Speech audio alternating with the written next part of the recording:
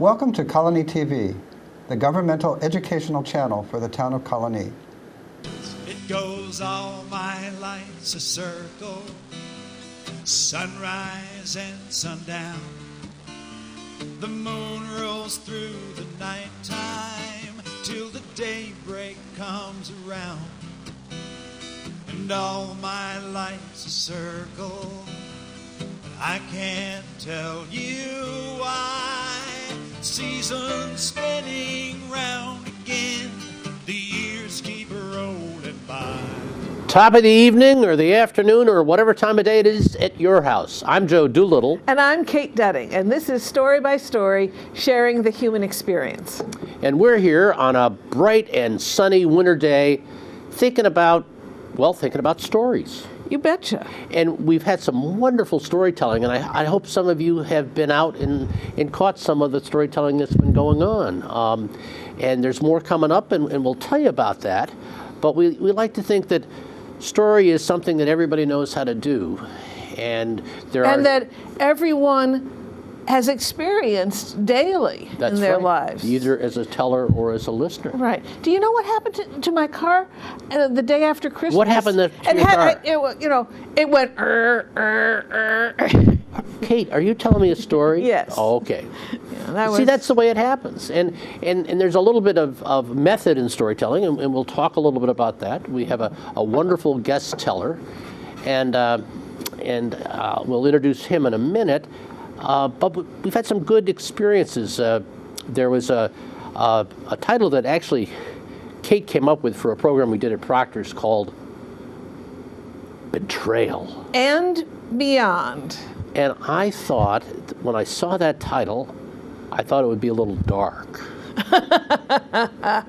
But it didn't turn out to be dark at all. Well, there were some very dark and scary spots. Yes, but the whole mosaic of those stories kind of came together and moved around, and we had monkeys, and we had an adaptation or a contemporaneous version of a high-tech Snow White and the Seven Dwarfs. Right. We had a biblical story. Yes. A mesmerizing biblical story about David and Absalom, which I will never forget. And then we had a story of a murderer. Yeah, I knew you were going to get to that one. Who did in the mother, along with the daughter of the mother, of her best friend. So the two girls bumped off one of the mothers. Right. And they did it with a brick in a sock, and they beat her to death. So that, as I said, the title was one thing, the way the stories went together. That's not how the story ended. Well, that's how it began. Yeah. That story ended with, and what happened to those two young girls? Because they were young, they were not, and they were assumed to be mentally ill. They were put in, I believe, a mental institute for a while, and then released when they were late teens, early 20s, and. One of them, the friend, not the daughter of the murdered mother, but the friend, she changed her name and is now a very eminent mystery writer. She has over 60 books to her name. And she was one of the honored guests at the mystery convention I went to in Albany in September, Ann Perry. I knew she was involved with a murder when she was young, but I didn't really understand how involved till Sunday. And so we are now giving an example of telling you a story about the story, and in the course of which we told you another story. Just remember these three things about stories. They have a beginning, they have an end, and in the middle they have some point of contest or trepidation, conflict that gets resolved. And that's the gluten of storytelling, and it holds it together. Storytelling in a nutshell. Right. And I think that's the most fun I've had telling stories was that program at Proctor's on Betrayal, because it was just fun to be part of that card. And Betty Cassidy, who's been a guest on the show, told that story about the author murderer, and I'll never think of socks or Betty the same way again. I just will tell you that. And bricks are a little iffy too. Yeah. We have kind of a special guest for me because he's one of our best friends. On a totally new topic. Oh, I'm sorry. That has nothing to do with what we've previously said. I'm sorry. My wife says I kind of switch gears sometimes too fast too. Yeah, I do that to my husband too. Yes. We're going to transition to a new topic because I'd like to have us bring in our guest teller, but I think it's special when you see her because he's such a good friend of ours, and I think of storytelling. And we like to share him because he really is a treasure. He is a treasure. If there were treasures for storytellers, like historic people who made a big difference, Kent Busman would be one of those storytellers, and that's who's with us, the Reverend Kent Busman, who is the director of youth ministry and the director of Fowler Camp and Conference Center for the Reformed Church in America here in upstate New York. KB, welcome. Thank you. Thanks. You made me leave my brick and my socks outside. That's right. That's right. We don't have a brick detector, but we say we just can't bring him in here. Excellent. And Ken, I'm thinking of all the things that you've told stories about, and there are a lot of the ways you've lived your life. You like to say that you tell stories about urban homesteading or suburban homesteading, and those are practical things that people may not really recognize the first time they hear them. Are you conscious of kind of the things that you tell stories about, or do they just kind of find you? How does that work? Well, I've been hanging around folks like you for a long time and seeing that stories do sort of bubble up out of the ordinary, and you find them often when you're looking for them. You can find a story in whether it was how you ate your breakfast or how the trip to the trip to work. Yeah. There's how you can find those stories everywhere, but often, in my case, I'm a little dense on that, I think, and they sort of have to come around and hit me and come back to me and say, this is something worth remembering and bringing back around. And often there's a very funny side to that, to the ordinary, and sometimes there's a real poignant side to the ordinary. And that's kind of what I go for. So your subconscious finds these stories and has to keep on nudging you. Yeah, because basically I'm into something else. I left what I just did behind, and now I'm doing this next thing, and so it's taking the time to reflect and to think through the day or the meaning of the moment. When I heard you say bubble up from the ordinary, given our friendship, that has a lot of meanings for me. There's the bubble up of the wort when you're making your own beer, and that's kind of a bubble up. Yep. There's the emotional bubble up from all the love that's generated in your family and that kind of thing, and your relationships with your friends. And then there's the passion you have for young people, and that's another part of the flow of your life. And then your role and that of Fowler as being stewards of God's creation, so that you get these various things going through, and sometimes they cross over, and sometimes they're pretty discreet, but they all kind of produce stuff every once in a while. And even when you're a carpenter, there's the wonderful story you told a previous time here about the recovery at Schoharie, which you can find on our website, storycircle@proctors.org. Look for, I believe I would put that under historical stories. Yeah. And that's a good example of kind of what I think you're talking about. Because on one hand, it was extraordinary to go and work in Schoharie, but you were doing ordinary stuff. And then when the story comes out, things become extraordinary.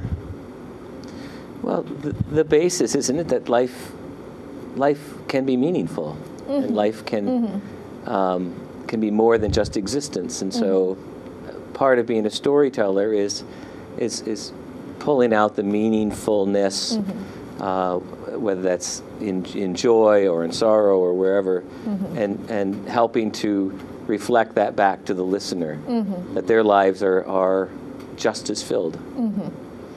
And I've collected some stories. To me, one of the themes from that story is that in times of disaster, people rise to the occasion. Yeah, yeah. That something horrible happened, but then this tremendous amount of good overwhelms, to me, the disaster that has occurred. And you don't have to be tremendously good to be part of that overwhelming. Right. You just have to be present and aware. And, yeah, I think that's doing what you can. I think that's, yeah. There's another kind of just turn of phrase that I heard two different ways in what you just said, that their lives could be just as filled with this kind of joy or grace or grief. And then I heard it as justice filled. And that had all sorts of other implications. Oh, yeah. And it may be the fact that we were talking about Nelson Mandela's passing kind of before we started to film, but I never heard just as well, quite the same way as that. And that's a trigger point in I think the emotional base that you draw stories from. And in families and in organizations and in friends gatherings, that bubbles up. And as you listen, sometimes you'll hear that little phrase that'll turn into something more than you first thought. We're going to ask you to tell a story, and it's this very special story because I've heard it once before. And sometimes when you meet somebody for the first time, you don't know how emotionally involved and intimate you're going to get. And this is a story about one of those relationships, as I remember it. Yeah. And then we'll talk a little bit about it after you've told the story. So we'll be back for a debrief after Kent shares the story about Boaz. About Boaz. This is the tale of Boaz. And Joe likes to talk about stories of coincidence or shared joy. And this is that, but this is really a love story. The coincidence in this story is that it started a number of years ago. My wife, Jill, was shopping, and she bumped into a woman from our church while she was shopping, and the woman said that they had a dog that they were going to get rid of. They couldn't keep this dog anymore. And did Jill know anybody who would like this dog? Now, this was a Springer Spaniel, young Springer Spaniel. The couple who was giving it away had rescued it from a family who initially had mistreated it, the collars with the studs on the inside and the short leashes, and had really mistreated this dog at a very young age. And then this family took the dog in when it was about 3 months old, and they were both school teachers, so they kept this spaniel locked up in a garage while they were teaching all day. When they come home, there was so much energy in this dog that it would just run around and it would leap their stockade fence, the 6-foot stockade fence, and run around. And the last thing I think you want to do after trying to take care of children all day is to try to catch a wild dog at night. And so after about 6 months, they had enough. And so they were going to get rid of this dog. So Jill said, go check on this dog. And I said, as the dutiful husband, loving husband I am, I said, yes, dear, knowing in my head that there was no way on God's green earth that I was going to come home with a dog, because we had just had our third child in 4 years. Our house was about the size of a postage stamp, and there was no room in that place for any other living, breathing creature. But I was a good husband. I said I would go after work. And I remember parking. I remember walking up to the door of that house. And I remember opening the outside door to get to the screen door. And then there was that moment when I looked through that door, and looking up at me on the other side of that door was that dog and our eyes locked, and it was like birds imprinting on each other. And I don't remember anything else from that evening. I don't remember talking to the people. All I knew was that I had me a dog. Well, that dog and I became inseparable. Now, the first thing we had to do was we had to come up with a name for this dog, because the people there had named him Goofy.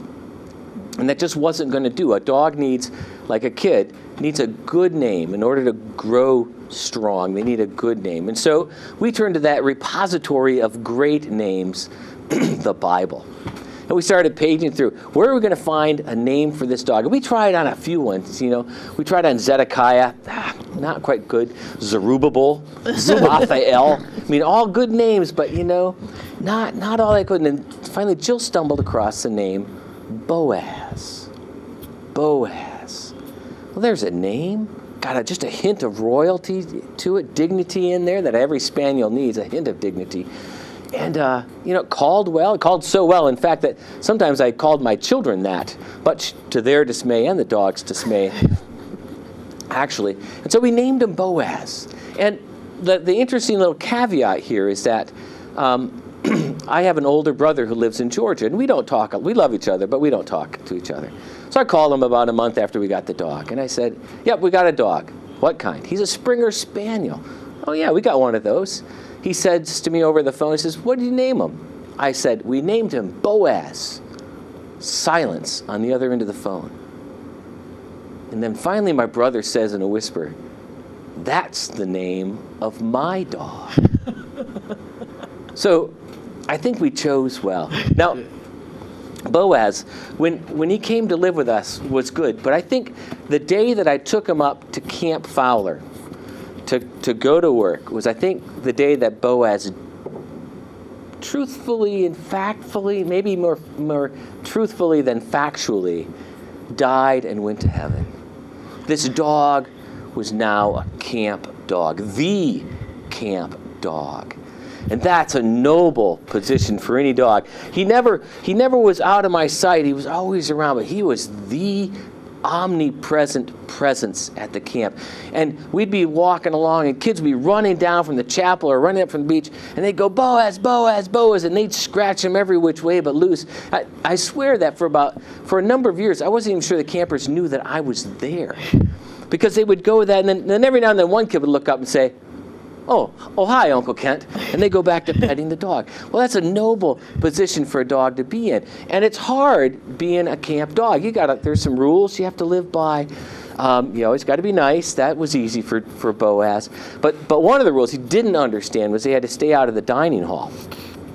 And for 2 straight years, I'd go in the dining hall, the dog would sneak in, I'd grab him by the collar, and I was the only one who could ever do that. Grab him by the collar, drag him outside of the door, set him down, and go back in. And we fought that battle for 2 years until we reached a compromise. We reached a truce that I would let him lay in the doorway of the dining hall, and he would stick his nose up over the threshold of the door and lie there with those sad eyes and those droopy, curly ears looking at the campers, and the campers would all look at me and go, you're so mean. You don't treat that dog well. And Boaz would just love it. And so he would stay out of the dining hall until we'd all leave, and then every now and then he'd still sneak in and try to grab some things that might be lying around in the compost bucket, and I'd drag him back out. But he was a busy dog at camp.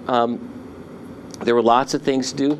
There were lots of canoe rides to go on, and he'd always jump up in the front of the canoe. He loved to canoe, and he'd stand up in the bow, and he'd be sort of like this mangy bow maid, sort of barking at the water as the canoes would go over Sacandaga Lake, or he would often go with me on the van rides when we'd go to drop kids off to their day hikes or pick them up, and he loved that. And the kids usually loved that, unless he'd been down on the beach and just rolled in a dead fish. And then he'd come sit in the van, and then the kids were less excited about having Boaz sit with them. But he didn't mind at all. He never said a word. And we'd be out all day. We'd be out sometimes 12, 14, 16 hours a day out in the camp. And he would never go home without me, never go back to the cabin without me. And so he'd often come back, and he'd be really hungry because he hadn't eaten all day. But Boaz was so neurotic about not letting me out of his sight. What he would do is he would go to the room and pick up one kibble from his dog dish, and he'd crunch, crunch, crunch, crunch, crunch, crunch, come into where I was sitting, look at me, make sure I was there, walk back out, pick up one kibble, crunch, crunch, crunch, crunch, crunch, crunch, and come back around. There were some meals, I swear, he had a negative calorie intake because he was putting on so many miles to get with me. Because you see, I was his owner, but he was my keeper. And he would make sure that I was safe in my place, and then he would go to bed, and there was one piece of furniture that he was allowed to go up on, and it was a manky old wing-back chair that somebody had donated to the camp a long, long time ago. And on that chair, I had a quilt that my great Aunt Sarah had made me, and that was a special quilt that I gave to him because sometimes you give friends special things. And he would lay down, he'd curl up on that quilt, and he would sleep there until we'd get up in the morning to go lead the polar bear session, or we'd get up to drop off the group on the next day. And it's tough now when you're a camp director and you've got a personality like Boaz around you. There are times when I need to talk to the campers and I need their attention. I got to share with them deep gospel truths and things that are really important. And Boaz never liked that. He didn't like it when I wasn't paying attention to him or throwing him sticks. And so what he would often do if I was outside is he would find a tree with a low-hanging branch. And I'd start talking, and he'd start running around behind me beneath that tree. And he'd pick up a head of steam, and then he'd leap up in the air, barking all the time, trying to grab that branch. And he'd come back down and bark, bark, bark, bark, bark, bark. And it's really hard to carry on a conversation with children with a barking dog behind you, always upstage. And every now and then, he would get what he wanted. He would bark, and he would jump, and he would grab that tree. And then his bite would be filled with bark and be hanging down there, kind of suspended between the ground and God, with that tree not knowing what to do now that he had actually caught it. But nevertheless, he was always willing to upstage me when any chance I had. Now, when you're a camp dog at a Christian camp, it meant that you often had to go to church. And I mean often. We went to church a lot.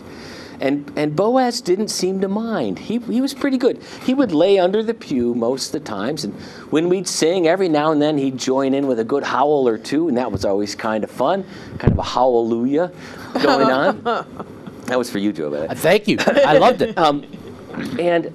What he really loved was communion, of course.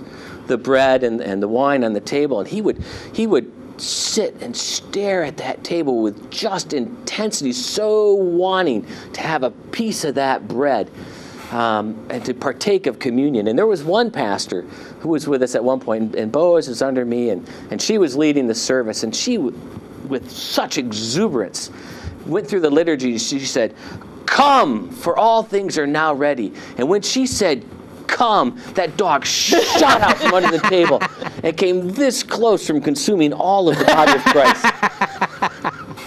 I've never seen such dedication.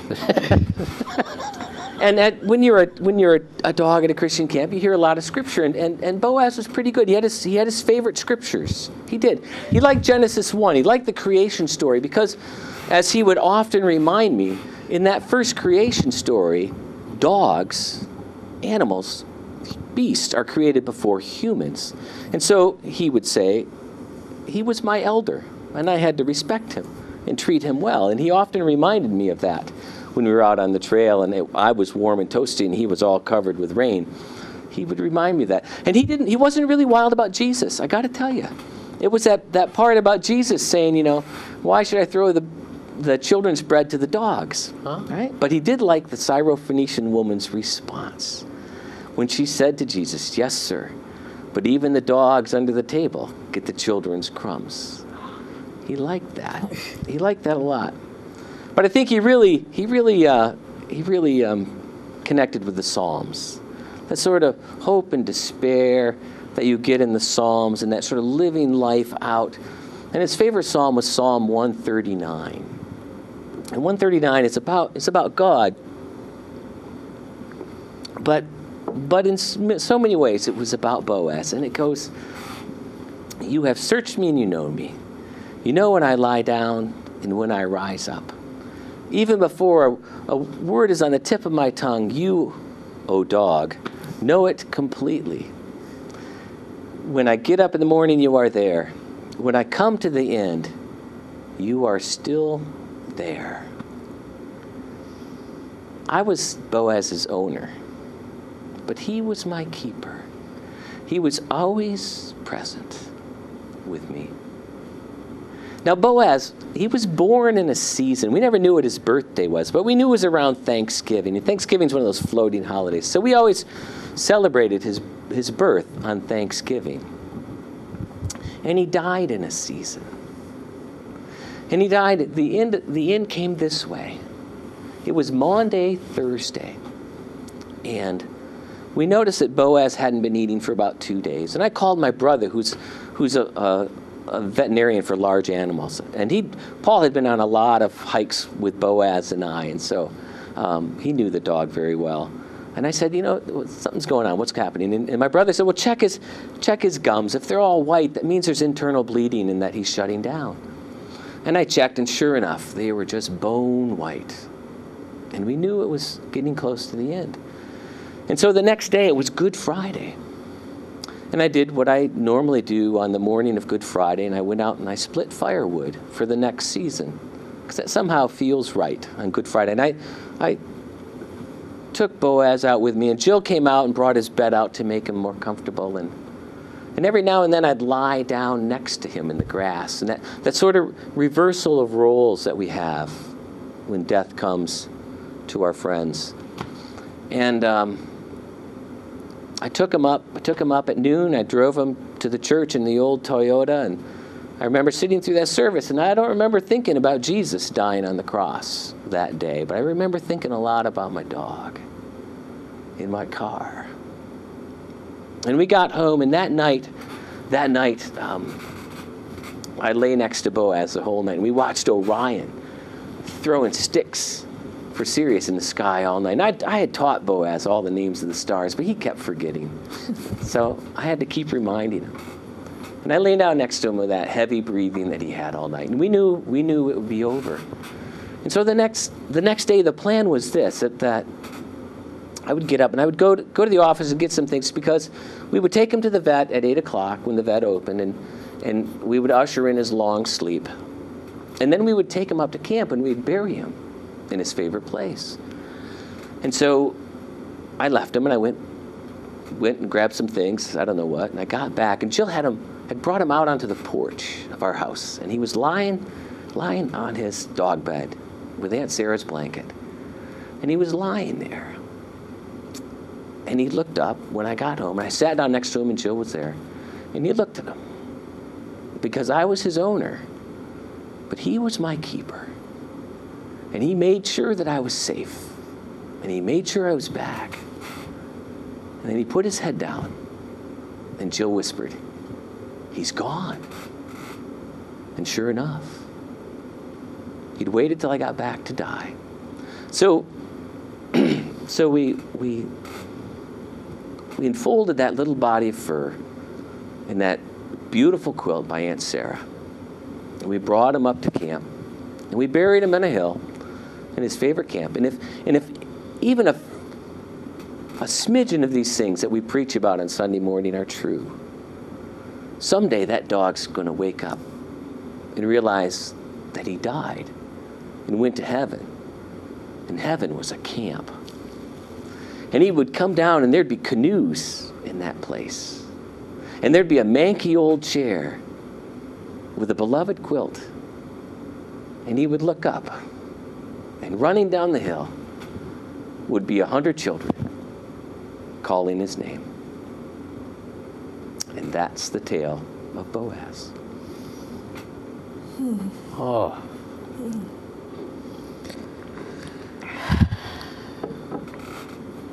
You taught him all the names of the stars, but he forgot them.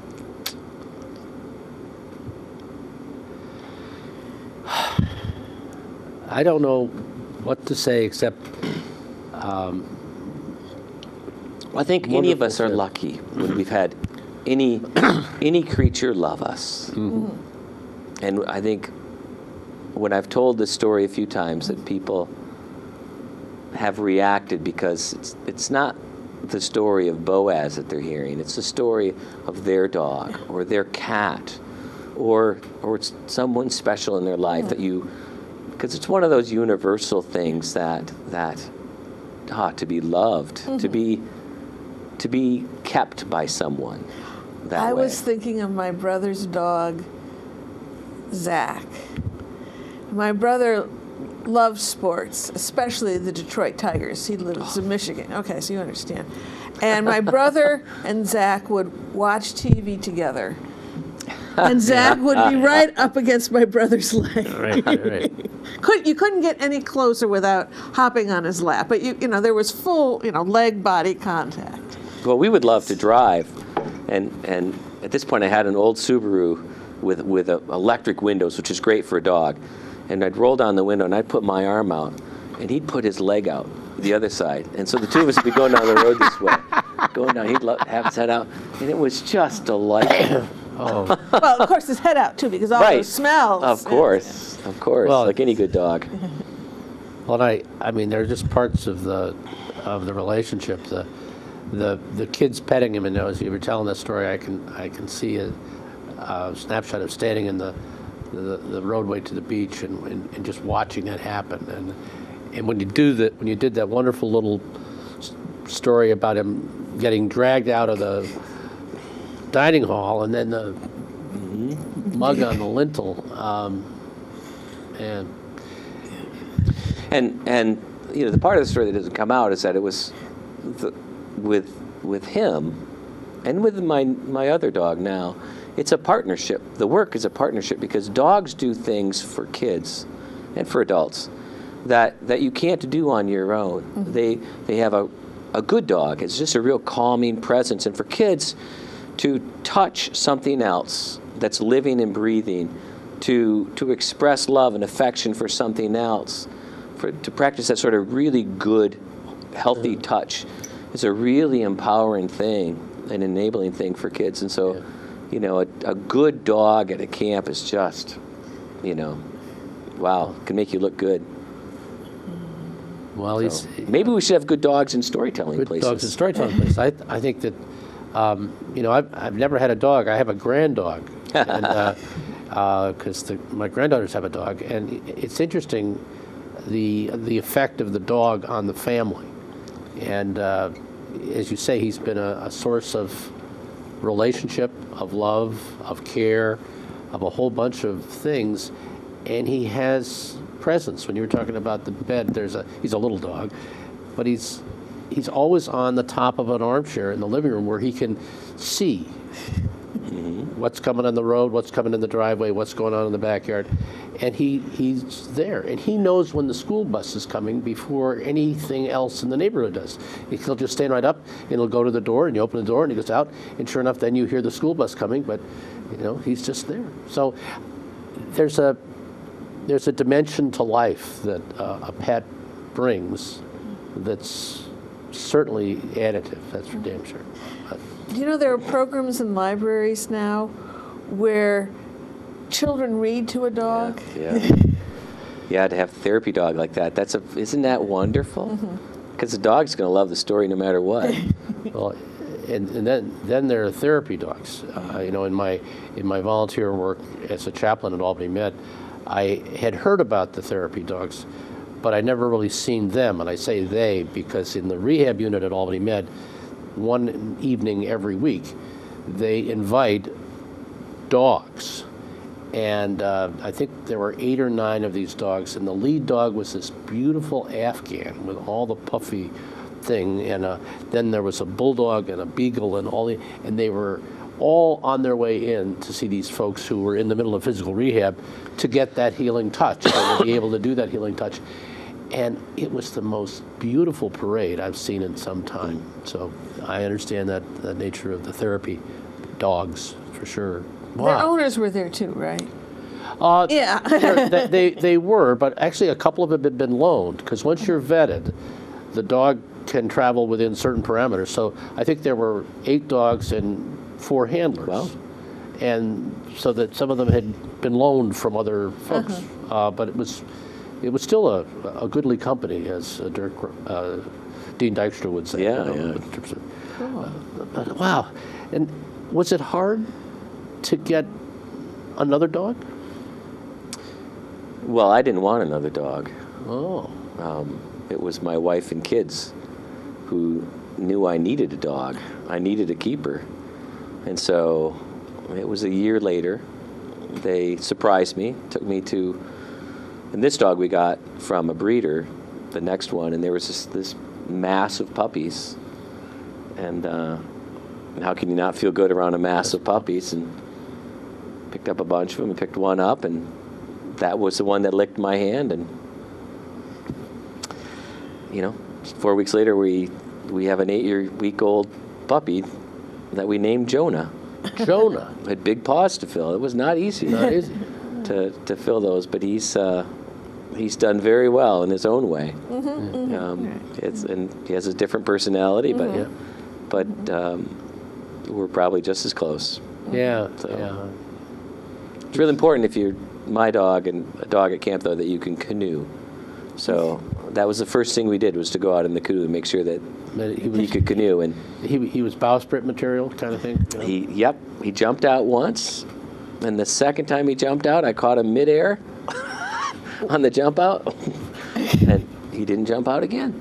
And now he just loves to ride. He's the first one, and if we have a group of canoes out there, when we gunnel up in the middle of the lake, he'll hop from boat to boat to boat, just saying hi, making sure everybody's there, and then come back and just as happy as can be.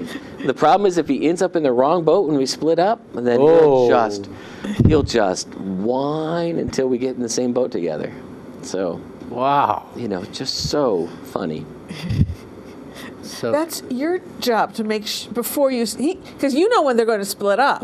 So you can't do that till he's in your boat.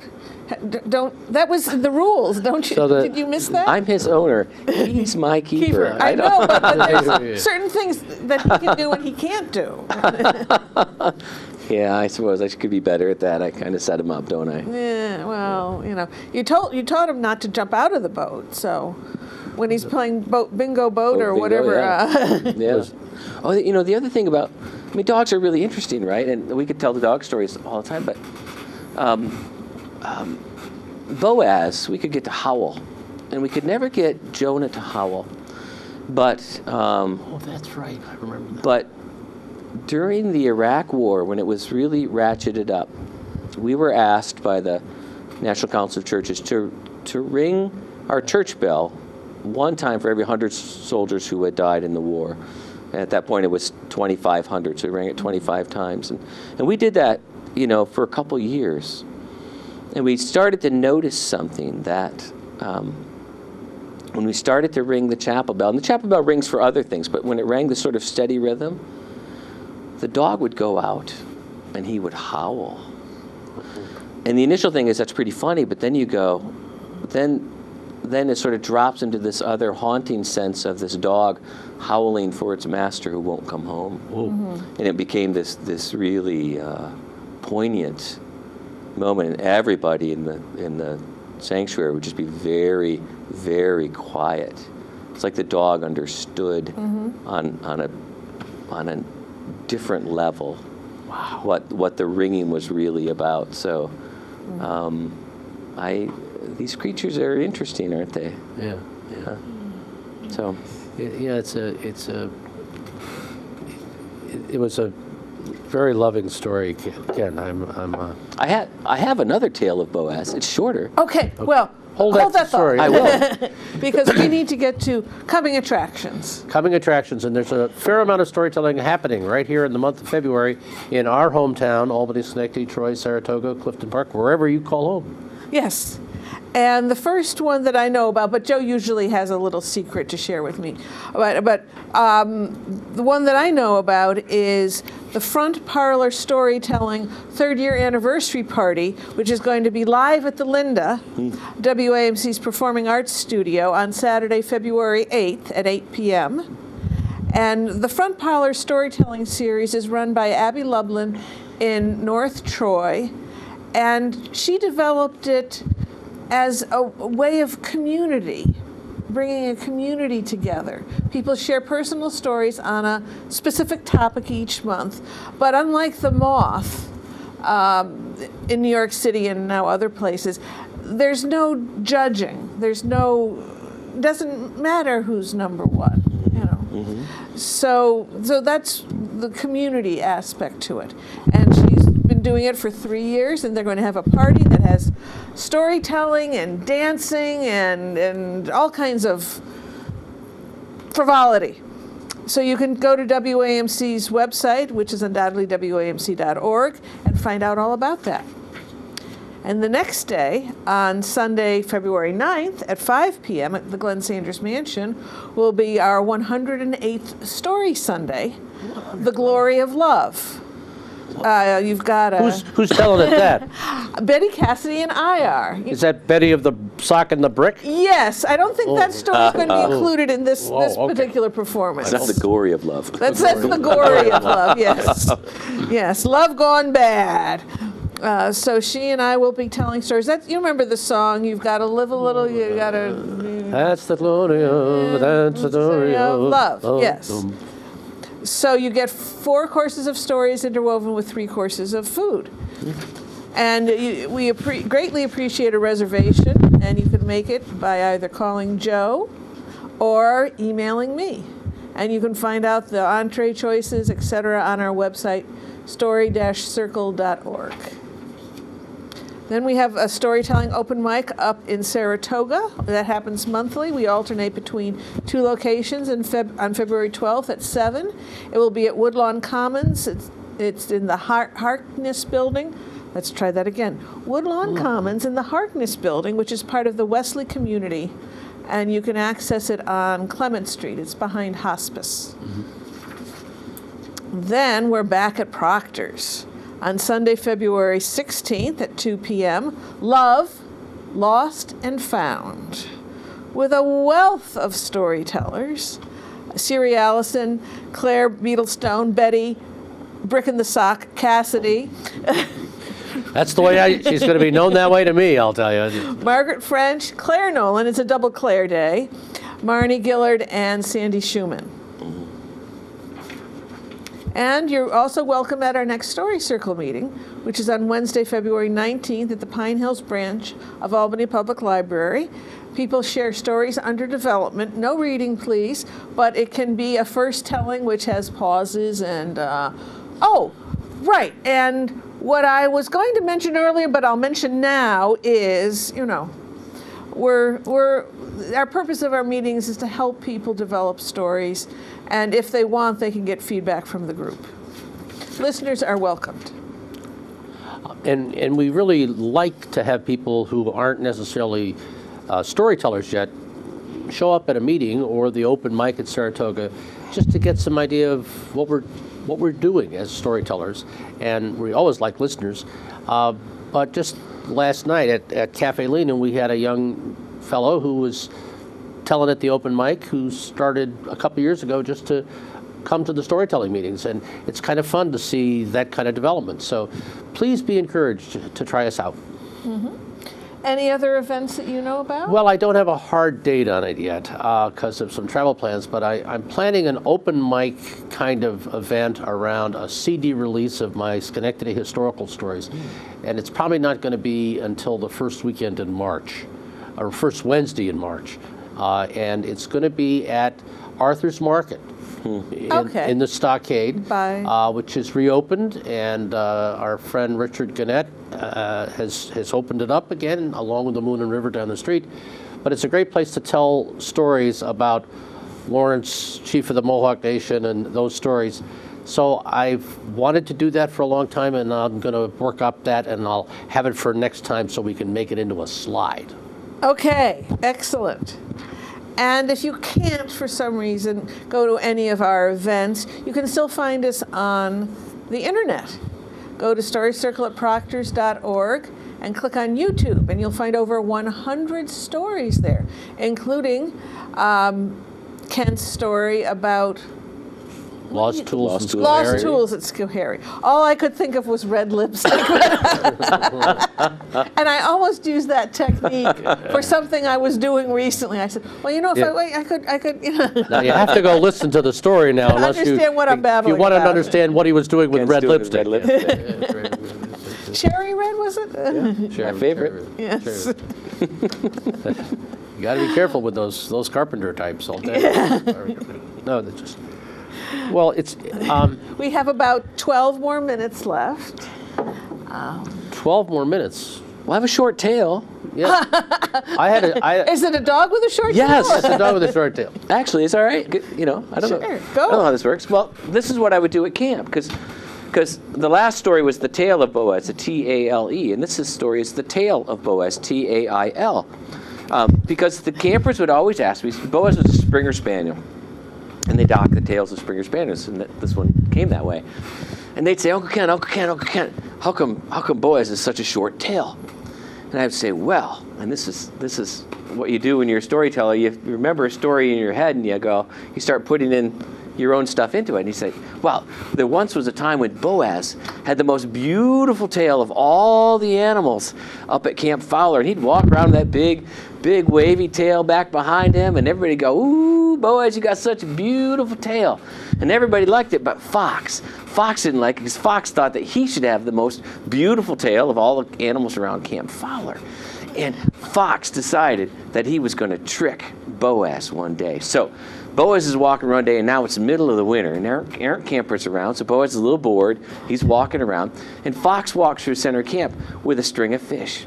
And Boaz goes, hey, Fox, where'd you get those fish? Fox said, well, it's easy, Boaz. All you have to do is dig a hole in the middle of the lake and put that tail down in the middle of the hole, and the fish will bite it. You pull your tail up, you get the fish. Oh, I can do that. Yes, Boaz, you can, but I got to tell you, what you want to do is you want to leave your tail down in that ice, down in that water a long time, because you'll feel the nibbles at first. Those are the little fish. And then it'll start to hurt a little more. Those are the bigger fish. And then it'll really start to hurt, and that's when you want to pull it out. That's when you get that big fish on your tail. You got it? Oh, yeah. Thanks, Fox, thanks. Oh, boy. And so Boaz ran out in the middle of the lake, dug a hole in the middle of the lake, came up, sat down, put that big, beautiful, long tail down in the middle of the lake, and sat down. Sat in the middle of the lake with freezing all around him, sat there waiting. And it started to tingle a little bit. He says, oh, I bet that's the bluegills down there, or the rock bass. It's just nibbling away. I don't want them. I want something bigger. And he sat there a little while longer and it hurt a little more. And he thought, oh, that's probably largemouth bass. That would be good, but I want to hold out longer. And it hurt. Got really hurting bad. And he said, well, that's got to be a great big old northern pike. I'm going to take that. And he jumped up and he turned around really fast, and as he did it, he heard a pop, because he had sat down in that hole so long, that hole just froze over that little tail of his, and when he went up, he popped that big tail off, and he looked down in that ice, and there was his tail floating down to the bottom of the lake, and Boaz had lost his tail. So every time he'd go back out on that lake, every time he'd get in a boat, he'd start looking out. He'd look out this side of the canoe, and then he'd look out that side of the canoe. And the canoes would be going like this, and they'd say, Uncle, what's Boaz doing? And I'd say, he's looking for his tail. He's looking for his tail out there, because he's going to find that beautiful tail. And the day he finds that beautiful tail, he's going to stick it back on, and once more, he's going to have the most beautiful tail of all the animals at Camp Fowler.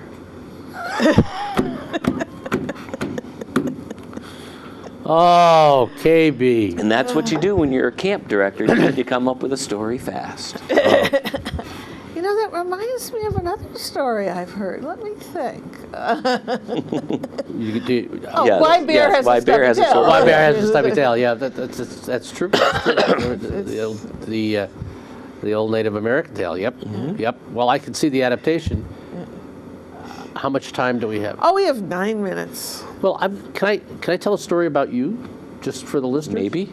Well, it's I'm actually, right here. it's actually one of the, when you're a person like Kent and you have a lot of friends, and you don't ask for much, but an occasional malted beverage or something like that. And so one of Kent's really good friends knew that Kent really wanted an Adirondack guide boat. And Dan Brutus, who has been the topic of several stories that we have told together, and Brother Paul out in Michigan got together and they decided they were going to commission a guide boat.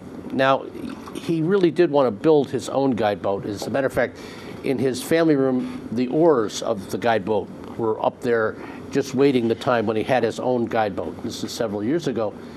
So the commission went and a little note went around to people, and it didn't take long until we'd raised enough to have the boat free and clear. And camp started. And Dan Brutus and his dad drove up to Saranac and got the boat in their truck, and they came down and they left it in a kind of a hidden place.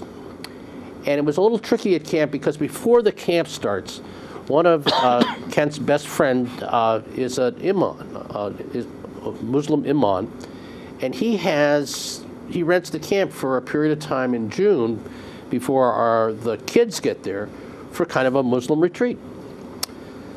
So they figure out that they're going to put the boat down on the beach, which they do, and Kent will see it when he goes for his morning run. So the night before, who's going to go running in the morning? And I'm going to go running. Oh, I'm not going to go running. So says Lindsay, who usually goes running. But no, she's on the camera patrol. So Kent takes off with a couple of people to go running, and Lindsay goes down to the beach because he's going to run right by the beach, and he'll see this boat, and he can't stay away from the boat. And it's in the morning, and she's cold, and she brought a jacket, and she brought a big towel because she didn't know how long she was going to be there. So she sees Kent and the crew go by. They keep running. They don't stop. And they come back around about 10 minutes later, and they run by again, and they don't stop. So she, being the outdoor woman that she was, she calls her partner on the cell phone and says, "Jenna, he's not stopping." And of course, what does Jenna the cook do at a point like this? She calls Kent on his cell phone. "You gotta go to the beach." "Why?" "You gotta go to the beach. Didn't you see that really neat Adirondack guide boat there?" "Oh yeah, I saw that boat. That's a lovely boat. That's a great boat. But I can't go." "Well, why can't you go?" "Well, one of the Muslim women is down there praying, and they're so, sensitive to being alone with a man, much less a non-Islamic man. I can't go to the beach." Ken, that's Lindsay with a camera. Go to the beach." So Kent comes back to the beach, and there's Lindsay standing there, very indignant, and all of a sudden it hits him that this guide boat is his guide boat. And part of the connection of the guide boat and Boaz as one of the things that Kent used to talk about was when camp was over, he would want nothing better than to put the dog in the front of a guide boat and paddle across the lake and take off through the chain of ponds going north. And we would want that for him. And I don't remember whether that was before or after Boaz had passed away, but I remember the story. And the things you should know about our friend Kent is he is our friend Kent, that we honor him in so many ways because he honors and cherishes us and the world he lives in. And it's just it's a wonderful privilege to have you as a member of our guild and as a friend and as somebody who can encourage us with a story. Thanks, Joe. Thanks, Kate. Mm-hmm. Yes, you're truly a blessing in our community. Thank you. I don't know if you remember this, but at one Winter Lights performance, I was telling a new story of mine. It was about the Christmas truce in World War I. Yeah. And I got to the end of it, and I was losing my composure. I said, "And now, let's all sing Silent Night in honor of all those men." And I started singing very, very quaveringly. And you were at the very back, and you stood up. And I went, "Okay, there's Canada. okay. And I moved the mic a little away from me, so the quaver wasn't quite, because people were now joining in, but you helped me that day. I don't know if you remember that. But one of a minor thing that you have done, but Great. Well, we hope that you'll stay tuned to us at this time frame next month. We'll have more of the method and the nature of storytelling as both an art form and a way of building community, because I'd like to think that we really have built a little community here this afternoon. And if you're thinking about what storytelling can do to people, you've got some real good references about how storytelling works in the life of one younger minister. We have about 3 minutes left, so I have a teensy story I could share about Julia Child. There you go. Excellent. For her 51st birthday, Julia Child's husband gave her a mirror magnifying lens contraption to help her put on her makeup for her TV show. And he wrote this poem for her. Mirror, mirror on the wall, who is fairest of them all? Fair, like foul, like overdone, like tall, like short, like very wise, lies in mind and in the eyes. Seek your answer, dearest lass, not in frame and lens and glass. They are useless, dumb and blind. In my eyes and in my mind the answer lies, and in this scrawl, you are fairest of them all. Oh, what a nice note. You know, every once in a while you come up with the greatest benedictions, you know, I mean, that's just wonderful. And for February and Valentine's Day? Valentine's Day? You know, I was going to say storytelling doesn't get any better than this, and I think it's true. So we hope to see you again, and we hope to see you at any number of storytelling events throughout the month. Much good cheer. It goes all my life's a circle, sunrise and sundown. The moon rolls through the nighttime till the daybreak comes around. And all my life's a circle, but I can't tell you why. Seasons